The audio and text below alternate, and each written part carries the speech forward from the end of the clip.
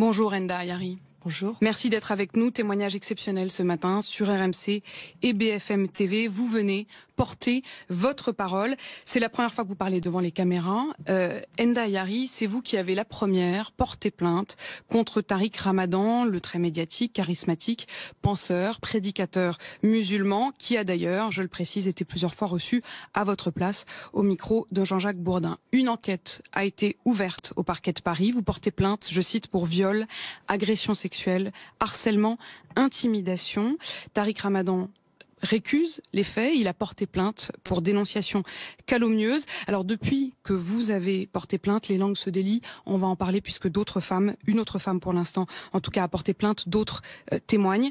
Enda Ayari, vous venez témoigner haut et fort ce matin. Ma première question, elle est très simple, qu'est-ce qui s'est passé ? Alors ce qui s'est passé, c'est que j'ai été victime d'une grave agression sexuelle, d'un viol, dans une chambre d'hôtel en 2012 par cette personne que j'ai citée le 20 octobre. Vous avez du mal à prononcer son nom ? Oui, j'ai un peu de mal à prononcer son nom parce que j'ai été vraiment traumatisée par cette personne et j'ai reçu des menaces. Et jusqu'à aujourd'hui, c'est pas facile de parler de cette histoire. On va parler de la raison pour laquelle vous témoignez et vous portez plainte aujourd'hui, mais je voudrais qu'on sache ce qui s'est passé concrètement. Vous dites agression sexuelle, viol dans une chambre d'hôtel. Comment vous avez rencontré Tariq Ramadan ?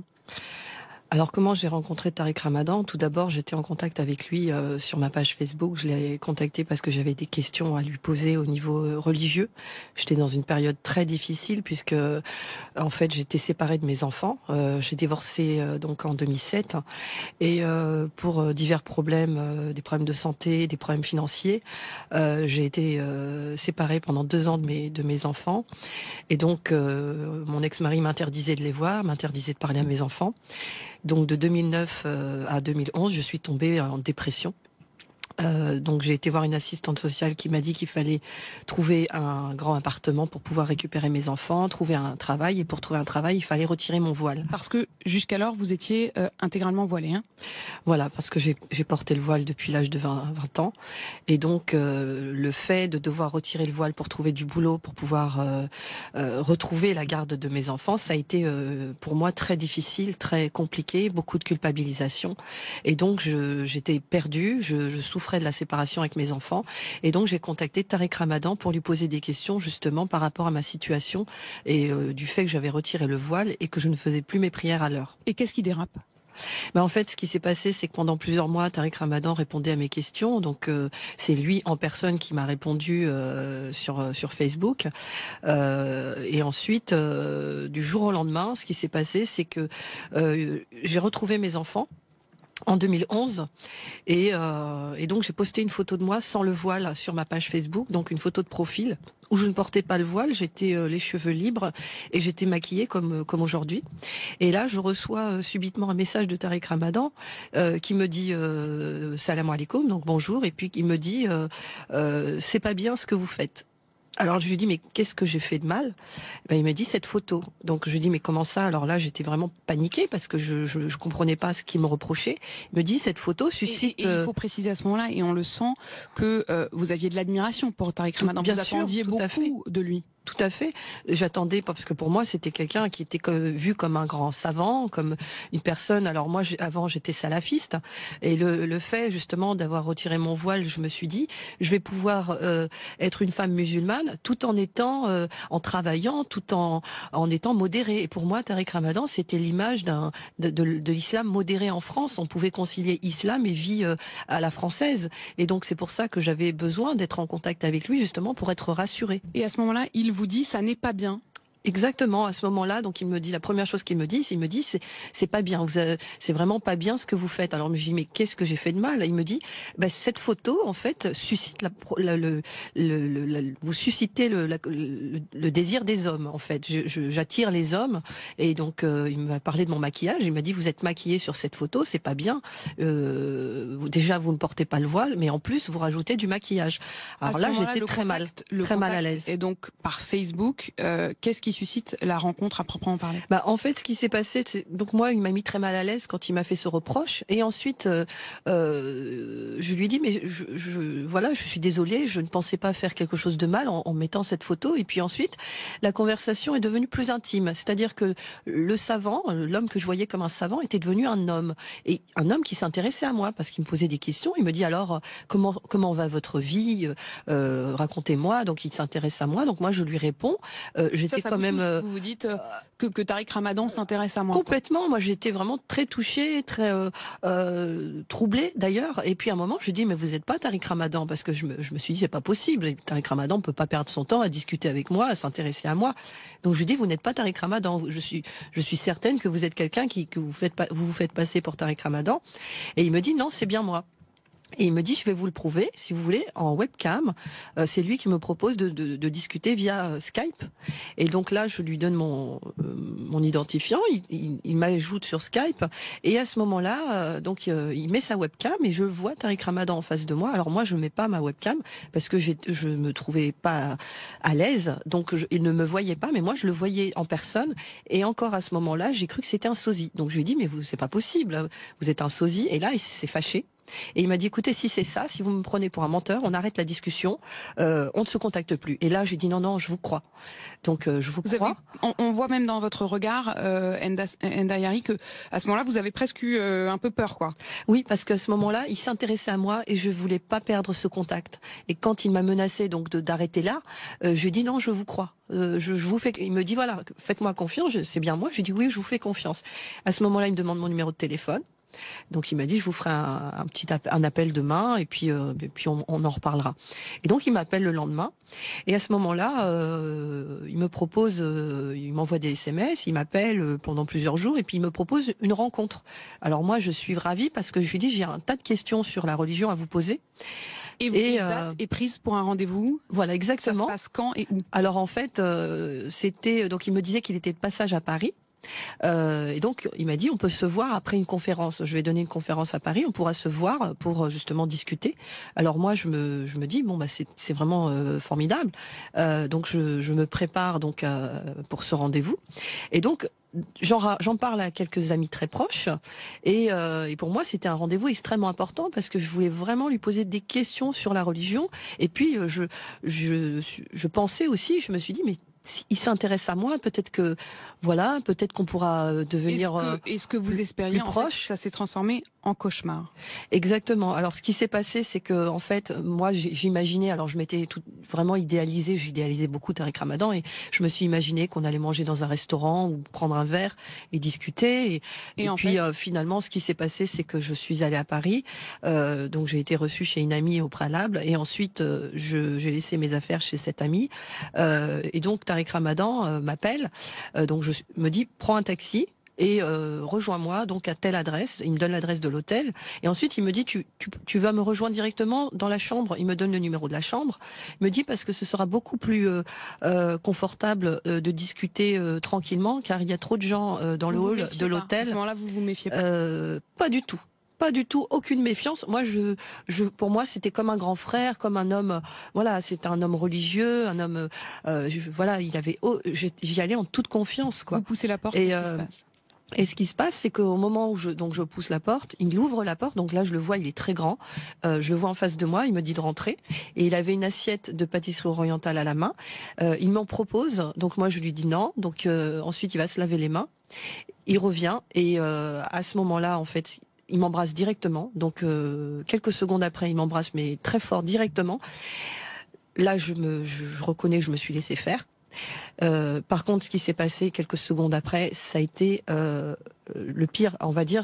J'ai jamais vécu ça. Ça a été mais l'horreur. Il s'est littéralement jeté sur moi comme une bête sauvage.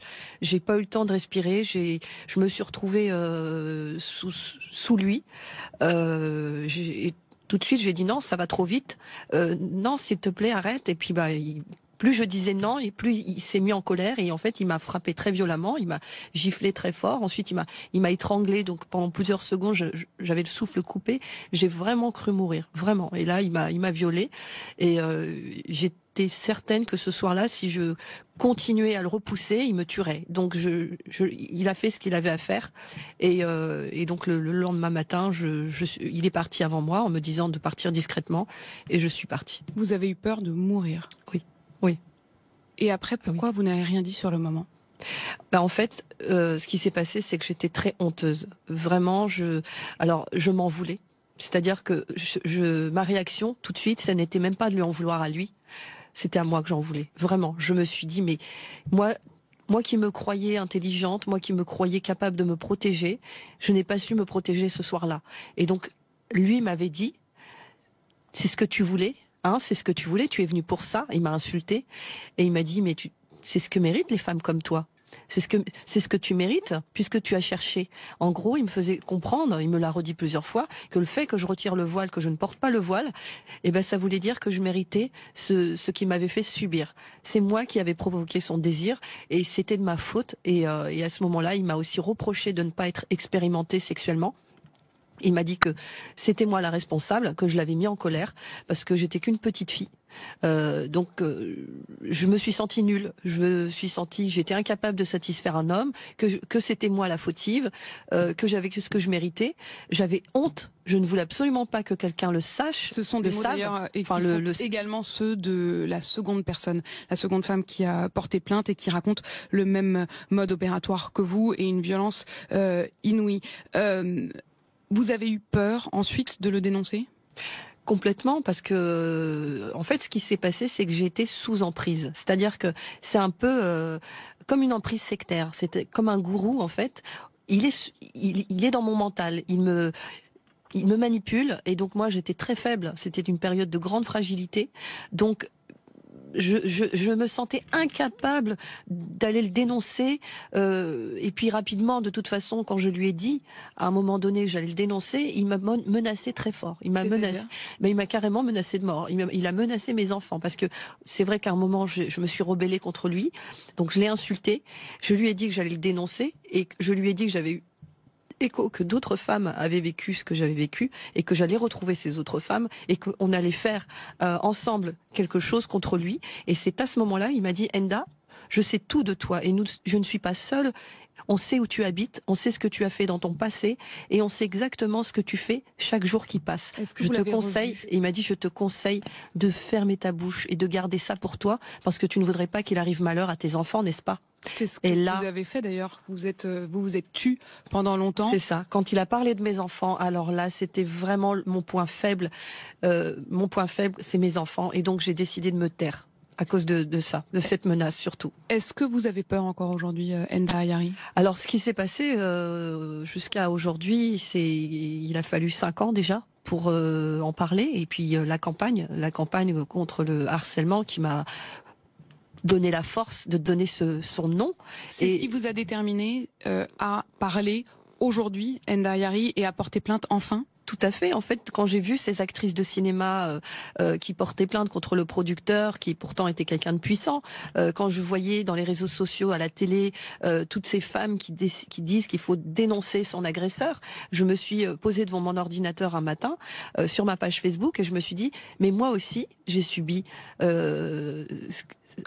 une agression sexuelle, et moi aussi j'ai envie de donner le nom de mon agresseur. Et donc j'ai pas réfléchi aux conséquences sur le coup, parce que j'avais ce besoin, moi aussi, de libérer ma parole. Et le fait de libérer ma parole en donnant son nom, ça a été comme une libération. C'est vraiment une parole libératrice. Je me suis sentie soulagée, et quelques heures après, j'ai reçu des centaines de messages, malheureusement des messages de menaces. Et là, j'ai eu vraiment très très peur. Vraiment. Il y a des menaces que Tariq Ramadan a exprimées à votre endroit, et puis vous le disiez, il y a aujourd'hui un déchaînement de violences contre vous. D'abord de la part de Tariq Ramadan, qui dénonce, je le cite, une campagne de calomnie qui fédère mes ennemis de toujours. Son bras droit, qui s'appelle Yamin Makri, avec qui il a fondé l'Institut islamique de formation de l'éthique, parle d'un complot sioniste international. Qu'est-ce que vous répondez ? Ce que je réponds, c'est que c'est logique que lui se défende, et qu'il nie tout ce qui s'est passé. Moi, je sais ce que j'ai vécu. Je sais que je ne suis pas la seule. Et d'ailleurs, je me sens soulagée quand j'ai entendu qu'il y avait une personne qui a eu le courage de déposer plainte après moi. Ça m'a un peu soulagée parce que je me suis dit enfin, et j'espère qu'il y en aura d'autres parce que je sais qu'elles sont très nombreuses.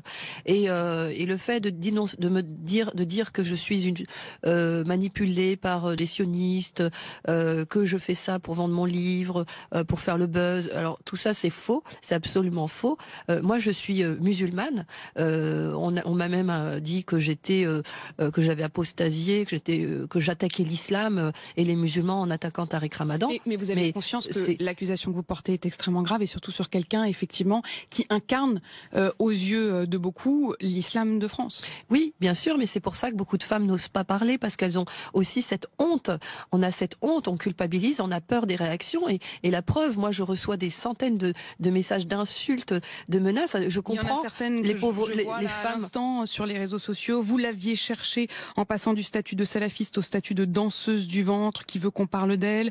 Petite question en tant que musulmane salafiste à l'époque, qu'est-ce que vous faisiez seule avec cet homme? Vous n'étiez pas mariée que je sache. Tout ça, c'est des commentaires effectivement postés sur Facebook. Hein. Oui, donc c'est des jugements, c'est des atteintes à ma personne. Et aujourd'hui, moi, j'ai décidé d'être plus forte que ça parce que j'ai beaucoup de soutien, des personnes qui m'encouragent et que aujourd'hui, je dis que ce n'est pas parce qu'on est une femme musulmane qui ne porte pas le voile qu'on n'est pas digne de respect. Moi, je suis une femme musulmane, j'ai décidé de retirer mon voile parce que pour des raisons personnelles. Et aujourd'hui, j'estime que toute femme musulmane a le droit d'être respectée, même si elle ne porte pas le voile, parce que j'ai l'impression que pour Tariq Ramadan, soit on est voilé, soit on est violé.